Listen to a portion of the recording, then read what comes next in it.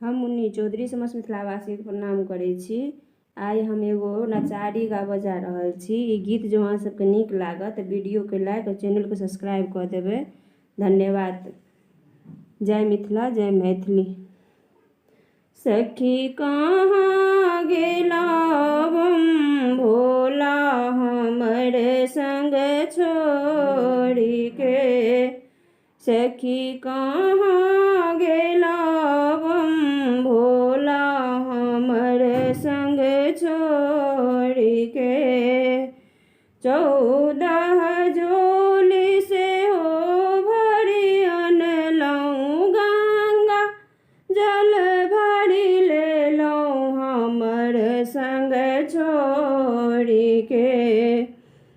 14 जोली से हो भरी अनलौं गंगा जल भरी लेलौं हमर संग छोड़ी के।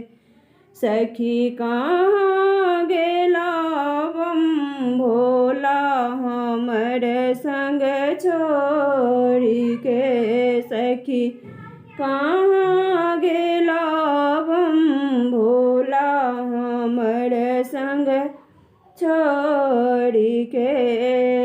14 फूल से हो महुलाई गेल गंगा जल हेराई गेल हमर संग छोड़ी के।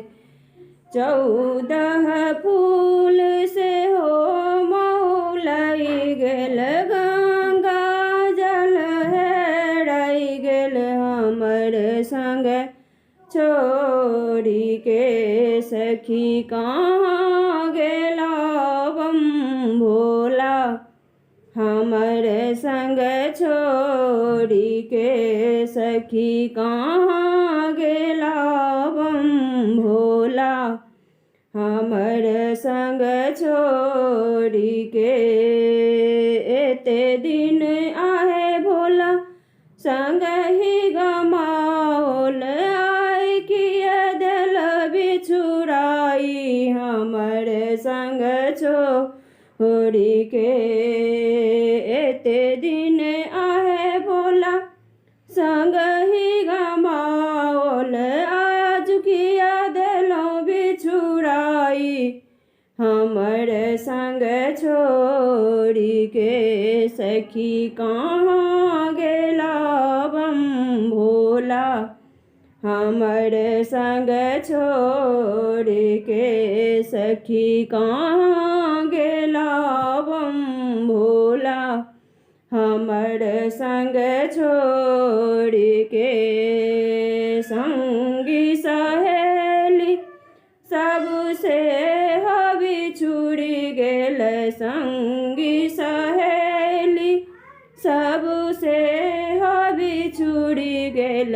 तपोवन भय गेल खाली हमर संग छोड़ी के। सखी कहाँ गेलौं भोला हमर संग छोड़ी के। सखी कहाँ गेलौं भोला हमर संग छोड़ी के। धन्यवाद।